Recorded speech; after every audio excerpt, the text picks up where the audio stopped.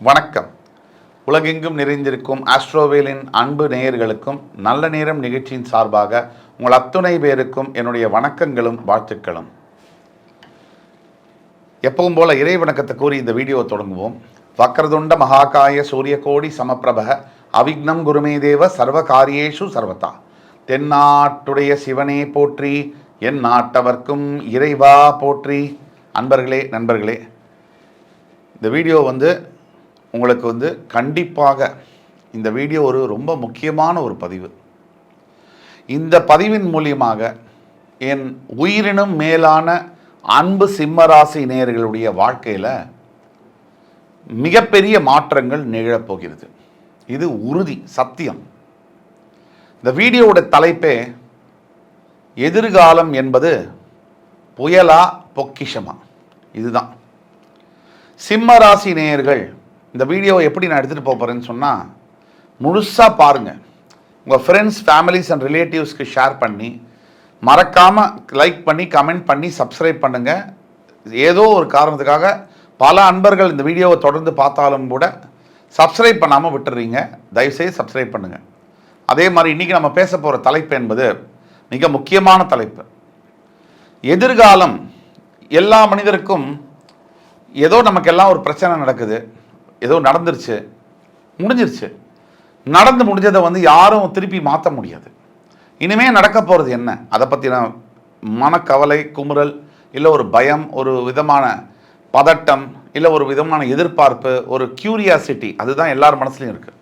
இந்த நடக்க போகிறது என்ன, எதிர்காலம் என்ன, அதை பற்றி தான் வாழ்க்கையும் இருக்குது. இப்போ எதிர்காலம் என்பது புயலா பொக்கிஷமா. எதிர்காலம் சிம்மராசி நேயர்களுக்கு எப்படி இருக்க போகுது, தலையெழுத்து என்ன, முதல்ல சிம்மராசி நேயர்களுடைய தலையெழுத்து என்ன, சிம்மராசி நேயர்களுடைய தலையெழுத்து ஒரு பக்கம், அதுக்கப்புறம் இன்றைக்கி அவங்களுக்கு என்ன நடக்குது, இனிமேல் எதை எதிர்பார்க்கலாம், நாம் என்ன பண்ணணும், இப்படி தான் அந்த வீடியோ நகரப்போகுது. கிளியராக புல்லட் பாயிண்டில் சிம்மராசியினுடைய தலையெழுத்து என்ன. சிம்மராசியை பொறுத்த வரைக்கும் கணவன் மனைவி மீது மட்டும் இல்லை, எல்லார் மீதுமே அதிகப்படியான பாசம், அதிகப்படியான அளவில்லாத அன்பு, இதை கொட்டக்கூடியது. அதுதான் சிம்மராசி நேயர்கள். யாரு கொஞ்ச காலம் பழகியிருக்கலாம், நிறைய காலம் பழகியிருக்கலாம், ஆனால் ஒருத்தர் மேலே சிம்மராசி நேயர்கள் நீங்கள் வைக்கக்கூடிய பாசம் என்பது எவ்வளவு தூய்மையானது அப்படின்னா, ஒரு அம்மாவுடைய மார்பிலிருந்து வரக்கூடிய தாய்ப்பாலுக்கு இணையான அவ்வளவு தூய்மையான பாசத்தை கொண்ட என் சிம்மராசி அன்பு நேயர்களே, இந்த சிம்மராசிக்காரர்களுக்கு என்ன தலையெழுத்து?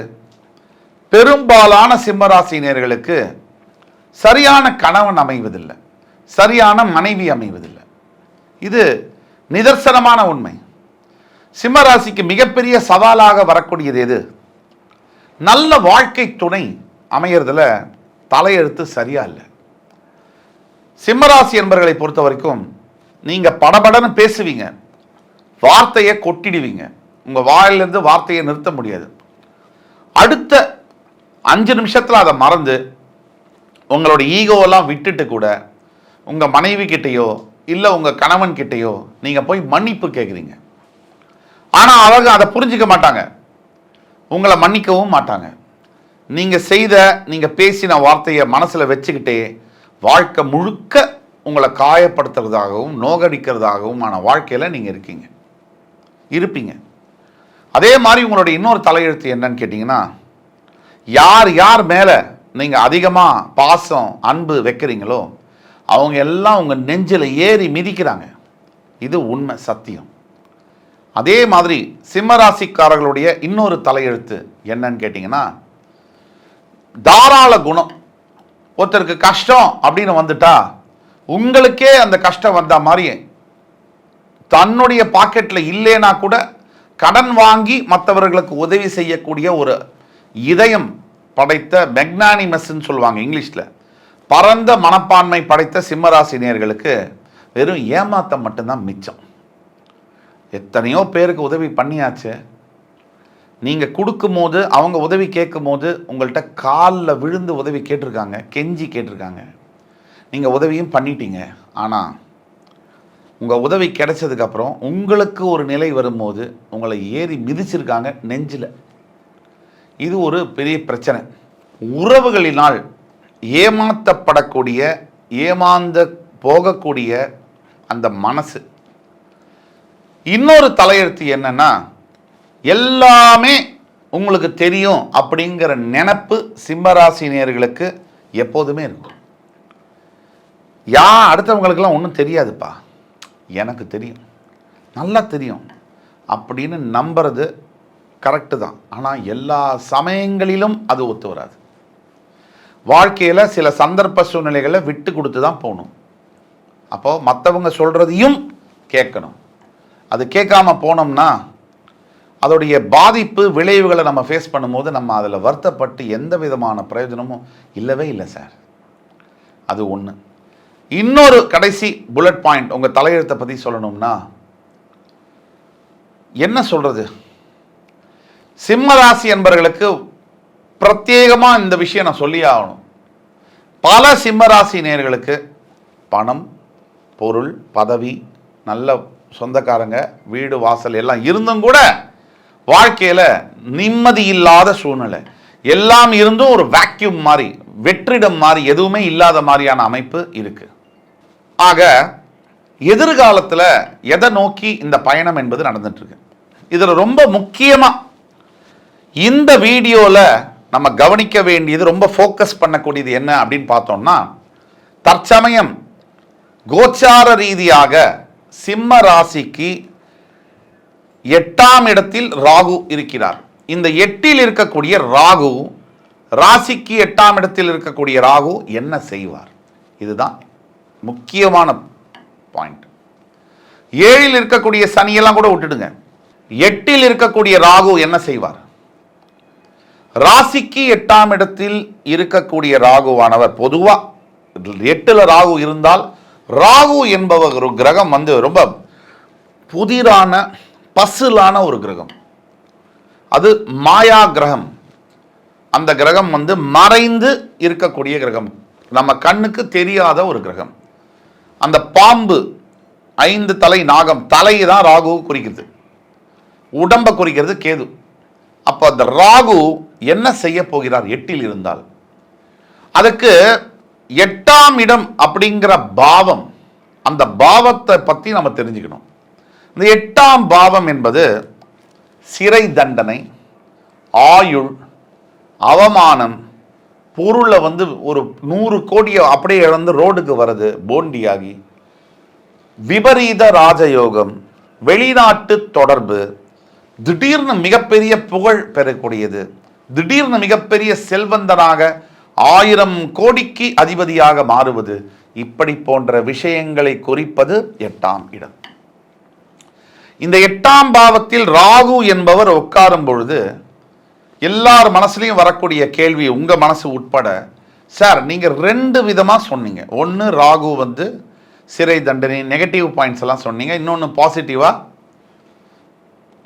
விபரீத ராஜயோகம், உங்களுக்கு கிடைக்கக்கூடிய லாட்ரி பிரைஸ், வெளிநாட்டு தொடர்பெல்லாம் சொன்னீங்க.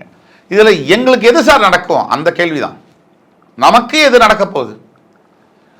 8ஆம் பாவத்தில் இருக்கக்கூடிய ராகு ஒவ்வொருவருக்கும் மாறுதல் பட்ட பலன்களை செய்ய கடமைப்பட்டவர். அவர் பாம்பு, ஒளிஞ்சு நெளிஞ்சு தான் பண்ணுவார், மறைஞ்சிருந்து தான் பண்ணுவார். சிங்கம் மாதிரி நேரம் உங்களை மாதிரி பண்ண மாட்டார். அப்போ அந்த ராகுவானவர் என்ன பண்ண போறார் சிம்ம ராசிக்குன்னா, உங்களுடைய சுயம்பு ஜாதகத்துல, சுய பிறப்பு ஜாதகத்துல மகம், பூரம், உத்திரம் இந்த 3 நட்சத்திரங்களுக்கு மாறுபட்ட பலன்களை அவர் செய்ய கடமைப்பட்டவர். மக நட்சத்திரத்தில் பிறந்தவர்களுக்கு ராகு பகவான் அதீத ராஜயோக பலன்களை செய்ய கடமைப்பட்டவராக ஆகிறார். கேதுவின் நட்சத்திரத்தில் பிறந்த, மக நட்சத்திரம் 1ஆம் பாதத்தில் பிறந்தவர்களுக்கு அதீத ராஜயோகத்தை செய்வார். 2ஆம் பாதத்திலும் 3ஆம் பாதத்திலும் பிறந்தவர்களுக்கு மிகப்பெரிய பிரச்சனைகளை உருவாக்க கடமைப்பட்டவராக மாறுகிறார். அதுவே 4ஆம் பாதத்தில் மக நட்சத்திரத்தில் பிறந்தவர்களுக்கு மறுபடி ராஜயோகத்தை அள்ளி வழங்கக்கூடியவராக மாறுகிறார். இதை போல் பூர நட்சத்திரத்தில் பிறந்தவர்களுக்கு முதல் 2 பாதங்களில் பிறந்தவர்களுக்கு ராகு பகவான் நற்பலன்களையே செய்கிறார். 3 மற்றும் 4 பாதங்களில் பிறந்தவர்களுக்கு அதீத கெடுபலன்களை செய்கிறார். உத்திர நட்சத்திரம் 1ஆம் பாதத்தில் பிறந்தவர்களுக்கு ராகு பகவான் பதவிகளை வாரி வழங்குவார். இதுதான் துல்லியமா நம்ம கணிக்கக்கூடியது. அதே மாதிரி ராகு பகவானால் என்ன நடக்கும் அப்படிங்கிறதுல முக்கியமான ஒரு பாயிண்ட், நீங்க பிறப்பு ஜாதகத்துல உங்களுடைய லக்னம், அங்கிருந்து ராகு எங்கே இருக்கிறார், அந்த ராகு மேஷம், ரிஷபம், கடகம், கன்னி, மகரம் இந்த 5 இடங்களில் இருக்கும் பொழுது உங்களுடைய தலையெழுத்தை மாற்றுகிறார். பிச்சைக்காரரை பெருமாளாக உயர்த்துகிறார். தெருக்கோடியில நேற்று வரைக்கும் பிச்சை எடுத்துட்டு இருந்தார் சார், இன்னைக்கு 1000 கோடிக்கு அதிபதி சார். ஒரு மாசம் சார், வீடு இல்ல, வாசல் இல்ல, பிளாட்ஃபார்ம். ஒரு மாசம் கழிச்சு பங்களா, மாட மாளிகைகள். இதை இந்த அளவுக்கு ஃபாஸ்டாகவும் ரொம்ப ஹெவியாகவும் ராஜயோகத்தை கொடுக்கக்கூடிய, நினைத்தே பார்க்க முடியாத அளவிற்கு ராஜயோகத்தை கொடுக்கக்கூடியது ராகு பகவான். அவருக்கு மட்டும்தான் 9 கிரகங்களில் அவ்வளவு பவர் ராகுக்கு மட்டும்தான் இருக்கு. சனிக்கு கிடையாது, குருக்கு கிடையாது, சுக்கிரனுக்கு கிடையாது, கேது கிடையாது, செவ்வாய், புதன் இவங்களுக்கெல்லாம் இல்லை. ராகுவுக்கு மட்டும் எக்ஸ்ட்ராடினரி பவர் இருக்கு. ஒரு உதாரணத்துக்கு சொல்றேன், உங்களுக்கெல்லாம் நமக்கெல்லாம் தெரிந்த உதாரணமே. சாதாரண பஸ் கண்டக்டராக அன்றாட சாப்பாட்டிற்கே கஷ்டப்பட்டு வந்த ஒரு மனிதர் இந்த உலகத்தையே ஆட்டி படைக்கக்கூடிய நடிகனாக, செல்வாக்கு மிக்க, மக்களை அப்படியே புடிச்சு 46 வருஷம் நிறுத்தி வைக்கக்கூடிய, அழகில்லை, பெருசா திறமையெல்லாம் இல்லை, ஆனா நிக்க வைக்கக்கூடிய மாமனிதனாக அவதாரமாக எடுத்த அந்த சூப்பர் ஸ்டார் ரஜினிகாந்த், அவருக்கு அந்த அவதாரத்தை எடுத்தது ராகு திசையில தான். இது வரலாற்று உண்மை. அப்ப ராகு பகவான் நினைத்தாருன்னு சொன்னா 8இல் இருக்கக்கூடிய ராகு சிம்மராசி என்பர்களாகிய உங்களுக்கு ராஜயோகத்தை செய்ய போகிறாரா அல்லது உங்கள் வாழ்க்கையை புரட்டி போட போகிறாரா என்பது உங்கள் சுய ஜாதகத்தை பார்க்கும் பொழுதும் கூட நமக்கு சொல்ல முடியும் உறுதியாக.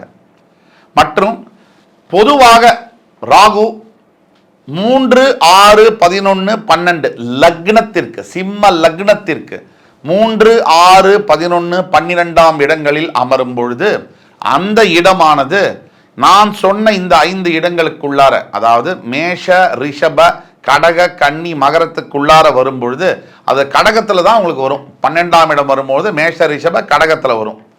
அதே மாதிரி உங்களுக்கு ராகு இந்த கடகத்தில் சிம்மராசி இல்லை, சிம்ம லக்னத்துக்கு இருக்கக்கூடியவர்களுக்கு, சிம்ம ராசின்னு பேசக்கூடாது, லக்னத்திற்கு இருக்கும் பொழுது இந்த ராகு பகவான் பயங்கரமான பலனை தரார். இதே மாதிரி ராசிக்கு 8ஆம் இடம் இப்போ இருக்கார். இப்ப சிம்ம ராசிக்கு 8ஆம் இடத்தில் இருக்கக்கூடிய ராகு, அதாவது பிறவி ஜாதகம்னா லக்னத்துக்கு போயிடணும், இப்ப உள்ள கிரகம்னா ராசி சந்திரன் எங்க இருக்காரோ அங்க வந்துடணும். இதுதான் ஃபார்முலா. இப்ப இருக்கிற சந்திரன் சிம்ம ராசிக்கு 8ஆம் இடத்தில் மீனத்தில் இருக்கக்கூடிய ராகுவானவர் உங்களுக்கு நினைத்து பார்க்க முடியாத திருப்பங்களை ஏற்படுத்ததான் போகிறார். அது எப்போ, எப்படி, எங்க அப்படிங்கிற கேள்விக்கான விடை உங்களுடைய பிறப்பு ஜாதகத்தில் இருக்கு. அந்த பிறப்பு ஜாதகத்தை கீழே கொடுக்கப்பட்டுள்ள வாட்ஸ்அப் நம்பர்ல எங்களை காண்டாக்ட் பண்ணி, எங்களுக்கு ஃபீஸ் ஆன்லைனில் கட்டிட்டு நீங்கள் அப்பாயின்மெண்ட் ஆன்லைனில் வாங்கிட்டு வந்தீங்கன்னா உங்களுக்கு கன்சல்டேஷன் பண்ணி துல்லியமான பலன்களை சொல்ல முடியும். இப்போ எதை எதிர்பார்க்கலாம்? 8ஆம் இடத்து ராகு சில மனிதர்களை, சாதாரணமாக உலாவக்கூடிய மனிதர்களை வாழ்க்கையில் மிகப்பெரிய செல்வந்தராக, செல்வாக்கு மிக்க மனிதராக, இந்த சமுதாயமே போற்றக்கூடிய அற்புதமான மனிதராக, சாதனையாளராக, அதாவது வரலாற்று புகழ் பெறக்கூடியவனாக மாற்றுகிறார். இது ராகுக்கு இந்த சக்தி உண்டு. அப்படி வரலாற்று புகழை பெற வேண்டும் என்ற எண்ணங்கள் யாருக்கு இருக்கோ அவருக்கு தான் ராகு வேலை செய்வார்.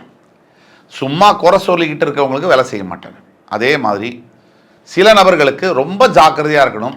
உடல் உபாதைகளை கொடுக்கக்கூடிய அளவில், விபத்துகளை ஏற்படுத்தக்கூடிய அளவில், சிறை தண்டனை கொடுக்கக்கூடிய அளவுலையும் வேலை செய்வார்.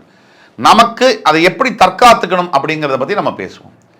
என்னதான் ராகு நல்ல பலன்களையோ கெடுபலன்களையோ கொடுத்தாலும் கூட நாம் எப்படி நமக்கு ஒரு தீய விஷயங்கள் நடக்குதுன்னா தற்காத்துக்கணும்னா ராகு கிட்டேருந்து நாம் திருநாகேஸ்வரம் என்று சொல்லக்கூடிய கோவில் இருக்குது தஞ்சை மாவட்டத்தில். அங்கே கோவிலுக்கு சென்று வர வேண்டும். அவருக்கு அபிஷேகம், பாலாபிஷேகம் செய்ய வேண்டும். நாகநாத சுவாமிக்கு பாலாபிஷேகம் செய்ய வேண்டும். அதே போல ராகு பகவானுக்கு நீங்கள் நல்லது செய்யணும், அவருடைய கோபத்தை தணிக்கணும்னு சொன்னால் நீங்கள் தான தர்மங்களை விரும்புபவர்.